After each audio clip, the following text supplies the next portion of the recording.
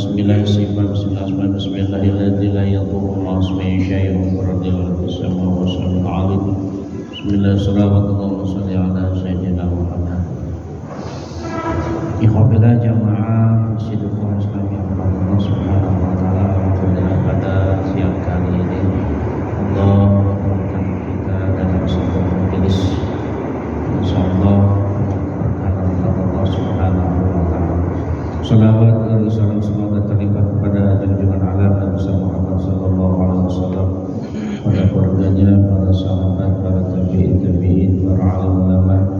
Insyaallah kita sebagai umatnya yang istiqomah menjalankan adanya sunnah-sunnahnya, amin ya rabbal alamin. Sidang salat zuhur yang Allah Subhanahu wa taala, sahabat Ali karamallahu wajhah mengatakan dalam sebuah nasihatnya, qala Ali radhiyallahu anhu, akrimul ulama'a wa innahum warasatul anbiya, faman akramahum faqad akramallahu wa rasulah. Muliakanlah para ulama karena sesungguhnya mereka adalah generasi penerus para nabi. Maka barang siapa yang memuliakan mereka, sungguh dia telah memuliakan Allah dan Rasulnya. Jadi para ulama itu adalah warasatul anbiya, pewaris daripada ilmu baginda Rasulullah sallallahu alaihi wasallam. Bukan nasab. Jadi justru yang menjadi warasatul anbiya itu adalah ulama yang meneruskan risalah baginda Rasulullah sallallahu alaihi wasallam. Kemudian yang kedua, beliau juga mengatakan wal adabu khairu khirfatin, sopan santun adalah sebaik-baiknya usaha. Makanya boleh jadi orang berilmu tidak mempunyai tata krama sopan santun, hidup dalam masyarakat belum tentu diterima. Tetapi orang jahil, orang bodoh, ya, dia mempunyai tata krama sopan santun, ya, akhlaknya bagus, terpuji, bisa jadi diterima di lingkungan. Ya. Apalagi kalau dia berilmu dan dia mempunyai tata krama sopan santun, budi pekerti yang baik. Ya. Makanya kata Sayyidina Ali, sopan santun adalah sebaik-baiknya usaha. Ya. Yang ketiga, beliau mengatakan juga wattaqwa khairu zadin. Takwa adalah sebaik-baiknya bekal. Ketakwaan, ya,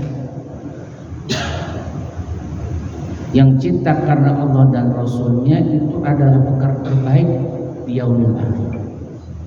Ya, bukan pangkat, harta, jabatan, kedudukan, ketenaran dan sebagainya. Tapi nilai ketakwaan itu yang sebaik-baiknya bekal.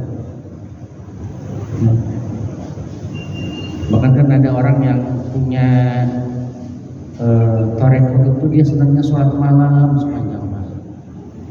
Begitu ada subuh dia merasa kok sebentar banget waktu. Beda kayak kita ya Pak. Kita bangun jam 4, emang jam 4 ngambil wudu aja sama mandi bisa 15 menit kita tahajud misalnya. Begitu baru 2 rakaat masuk mau ke 3 rakaat sudah azan. Sebentar waktu emang bangunnya kesiangan. Tapi orang-orang yang dia emang mempunyai kebiasaan misalnya jam 3, jam 2 itu ya cukup panjang. Ya. Ada orang yang punya tarekohnya dia senang sekali baca Quran di mana. Dia selalu baca mushaf Al-Quran pada sholat, pada subuh. Ada yang punya tarekohnya itu dia baca sholawat. Satu hari bisa 10.000 bisa. Ya, Allahumma sholli ala Muhammad wa sallam. Atau dengan bacaan hasbunallahu wa ni'mal wakil, ni'mal maula wa ni'mal nasir. Jadi macam-macam orang mempunyai tarekat. Makanya kita mesti punya amalan-amalan yang dawam, ya, amalan-amalan yang dawam, dan itu nanti yang akan membela kita di yaumil akhir. Ya, ada lagi yang orang amalannya dia emang senang telabulimi, kemanapun ada majelis taklim dia pergi, ya, dia datangi. Ya. Itu juga adalah tarekat. Ya. Tarekat itu bukan hanya dia kita aurat-aurat, tapi amal-amal terbaik yang bisa mendekatkan diri kepada Allah itu adalah semacam tarekat juga. Ya. Metode, ya, metode cara bagaimana kita mendekatkan diri kepada Allah. Ada lagi orang senang puasa Daud misalnya, Senin Kemis, macam-macam. Ya, makanya takwa adalah sebaik-baiknya bekal, kata saya. Wal ibadatu khairu bid'atin. Ibadah adalah sebaik-baiknya perniagaan. Ya. Orang dagang sana sini usaha di bisnis dan sebagainya, tetapi menurut kacamata agama tetap ibadah adalah sebaik-baiknya perniagaan. Satu kali kita membaca Al-Quran satu huruf diganjar 10. Ya, itu perniagaannya luar biasa di akhirat. 2 rakaat sebelum subuh sholat sunah fajar itu lebih baik daripada dunia dari sisi. Ya, makanya dikatakan ibadah itu adalah sebaik-baiknya perniagaan. Wal amalu sholihun khairu qaidin. Ya, amal yang baik adalah sebaik-baiknya penuntut. Jadi tuntunan itu adalah bagaimana seseorang bisa mengamalkan ilmunya, kemudian ya, memberikan pencerahan terhadap lingkungan, ya, terhadap umat. Kemudian wa husnul khuluqi khairu qaribin. Budi pekerti yang baik adalah sebaik-baiknya teman. Khuluqul azim nun wal qalami wa ma yasturun ma anta bi ni'mati rabbika bimajnun innaka la'ajran khairan wa innaka la'ala khuluqin azim. Rasulullah adalah manusia yang sebaik-baiknya. Ya. Karena dengan budi pekerti orang bisa hidup di mana aja. Bisa hidup di mana saja. Ya. Karena dia mempunyai keluhuran budi pekerti. Sama kayak orang dakwah gitu kan. Seorang misalnya memberikan kajian-kajian, ya, tidak menghakimi, tidak memvonis, tetapi justru merangkul, ya, yang mungkin tadinya dia sholatnya bolong-bolong, ya, jadi orang yang senantiasa insya Allah menjadi dia orang yang disiplin dalam hal itu. Karena metodologi itu juga dipentingkan dalam sebuah dakwah, ya, menarik orang untuk bisa mengikuti daripada dakwah. Jadi kalau dakwah itu kan lintas, ya, boleh jadi ya, bukan hanya di masjid ini, ya. Ada orang yang dakwahnya itu di hotel, ya, bahkan di terminal. Yang penting apa? Sampaikanlah walaupun hanya satu kali. Dan dakwah yang paling terbaik adalah dakwah firman, ya, dengan contoh, dengan budi pekerti. Kemudian wal hilmu khairu wazirin. Hilim adalah sebaik-baiknya menteri, ya. Hilim itu menahan rasa marah, ya. Seseorang yang bisa menahan marah dalam kondisi yang dia tertekan, pressure ditekan, ya, ya, dia bisa menahan kemarahan, ya. Ini itu lebih baik daripada posisi seorang menteri, ya. Wal qanaah khairu ginan. Qanaah adalah sebaik-baiknya kekayaan, ya. Orang qanaah itu Pak, berapapun yang Allah berikan dalam urusan rezeki, dia menjadi orang yang ridho, ya. Kalaupun Allah kasih misalnya kelebihan rezeki, maka dia bisa membagi-bagikan kepada yang membutuhkan, kepada saudara. Dan kalau dia kekurangan, dia menjadi orang yang bersyukur, ya. Kita ini kan cuma ngaku-ngaku saya punya rumah di Villa Mutiara Bogor atau di Pesona Kaya, ya. Cuma ngaku-ngaku doang sebenarnya. begitu malaikat maut menjemput wafat, apa yang akan dia lepas? Ya.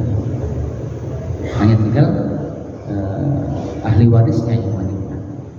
Saya punya mobil 3, baby Benz, Rolls Royce, ya, Alphard gitu ya. Begitu dia wafat, lepas semua tuh mobil-mobil mewah. Artinya kan sesungguhnya secara hitung-hitungan, ya, dia hanya bisa menikmati pada saat syahid.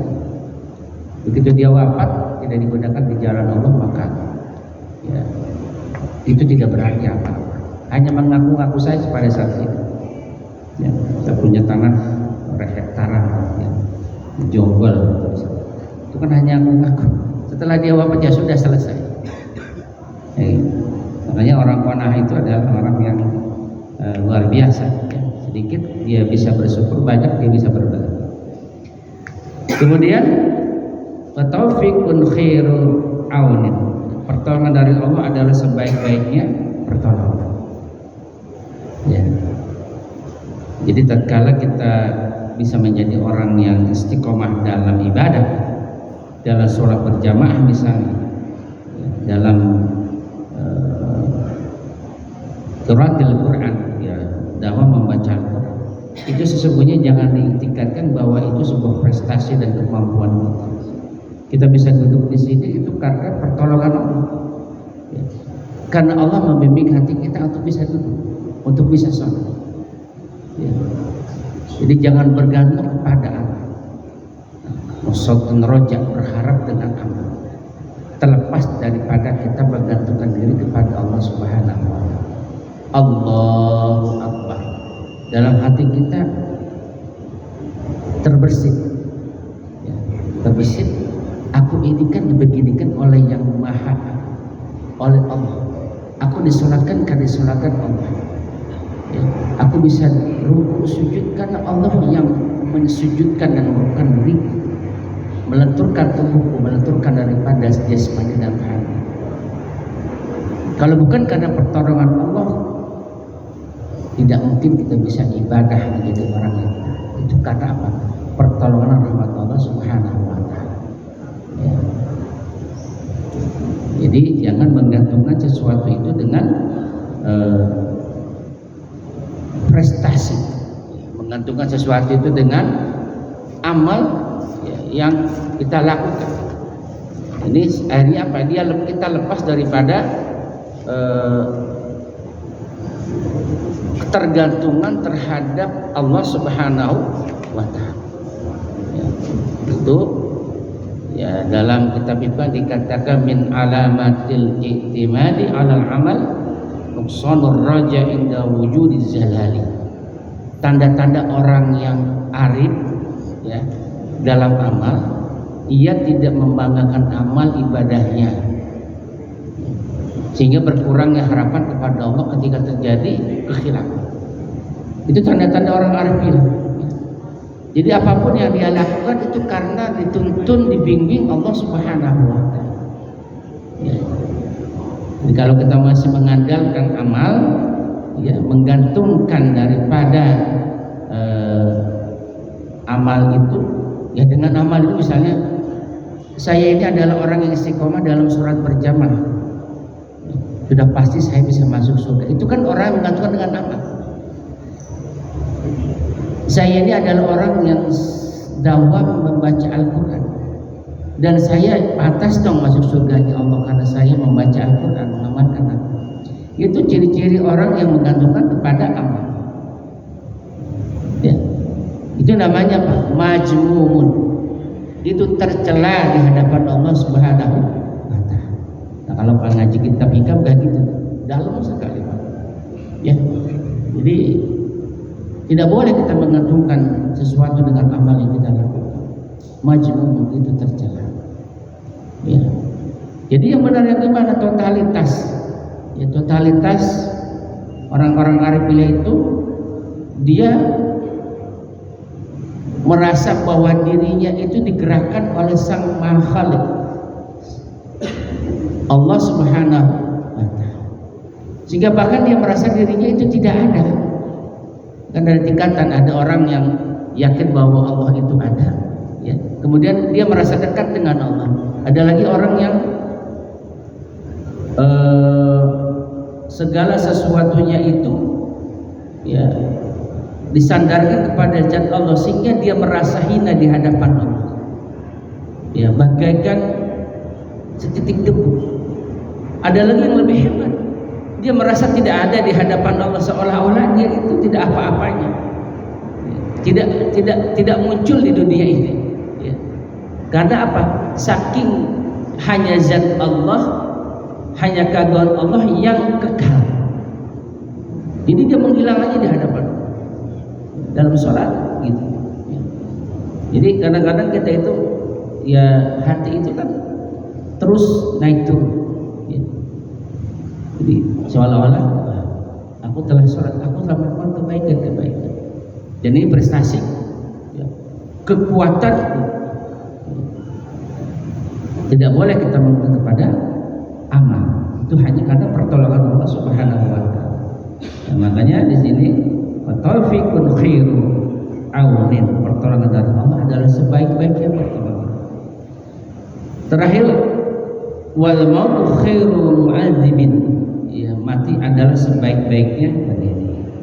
Kalau melihat tetangga, saudara itu panggil Allah, itu kan nasihat yang tidak bisa berbicara. Nasihat yang bisa berbicara yaitu Al-Quran. Al-Quran Al-Karim dan hadis baginda Rasulullah Sallallahu Alaihi Wasallam. Dan tentunya adalah yang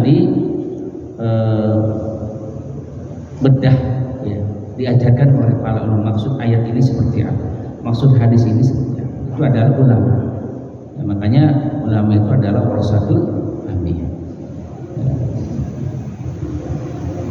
Terakhir, Allah Subhanahu wa Ta'ala juga menjelaskan tentang bagaimana orang-orang yang soleh itu. Man amila sholihan min dzakarin aw unsa wa huwa mu'minun fala nuhyiyannahu hayatan thayyibah. Barang siapa beramal soleh, baik laki-laki maupun perempuan, sedangkan dia beriman, maka kami akan hidupkan mereka dengan kehidupan yang baik. Wa may yattaqillaha yaj'al makhrajan wa yarzuqhu min haitsu la yahtasib wa may yatawakkal 'ala Allah fa huwa hasbuh. Barang siapa yang takwa, maka Allah akan mudahkan segala syarat takwa itu. Ya. Jadi bagi orang-orang yang takwa tidak ada kekhawatiran, ya, tentang kehidupan. Ini kan semua prosesnya profesi. Ya, ada orang yang menjadi kerja di kantor, ada yang menjadi anggota dewan, ada yang menjadi buruh pabrik. Dan itu kan hanya profesi. Ya. Inna akramakum indallahi atqakum. Sesungguhnya yang paling mulia adalah orang yang paling takwa. Ya. Makanya kalau cerita Ibrahim bin Adam itu adalah seorang raja pembesar, ya. Kemudian Allah bimbing, tiba-tiba dia lepaskan semua pakaian kerajaannya, dia lepaskan semua kedudukan dunianya, dia pergi mencari ilmu, dan dia berupaya untuk mencari rezeki itu menjadi pengembala, menjadi tukang kebun. Ya. Itu suatu saat orang akan sampai pada titik tertentu, kejenuhan dengan dunia. Ya. Kita bisa saksikan itu di orang-orang yang dari Eropa itu kan datang pergi ke pantai berjemur, yang menghabiskan uang. Ada titik kejenuhan dengan mati. Ada lagi orang yang penuh dengan harta, bergerak dengan harta kedudukan, tetapi dia terjun dari lantai 13, dari lantai 20, kan apa? Tidak sanggup lagi menahan daripada dirinya, tekanan-tekanan. Itu kan sebuah kerugian yang besar. Ya. Bagi orang-orang yang kona'ah tadi, tatkala dia diberikan yang seperti bisa berbagi, diberikan untuk pembangunan pesantren, pembangunan anak yatim dan sebagainya. Ya. Maka kata Allah, siapa yang takwa maka akan kujamin bagi mereka. Ya. Masalahnya kita mau bersyukur saja dan dengan apa yang Allah berikan saat ini. Itu saja mungkin kajian pada siang kali ini, mudah-mudahan menambah iman bertakwa kepada Allah Subhanahu wa taala. Qafaratul majlis subhanallah bihamdihi asyhadu an la ilaha illa anta astaghfiruka wa atubu ilaik. Allahumma salli ala Muhammad. Assalamualaikum warahmatullahi wabarakatuh.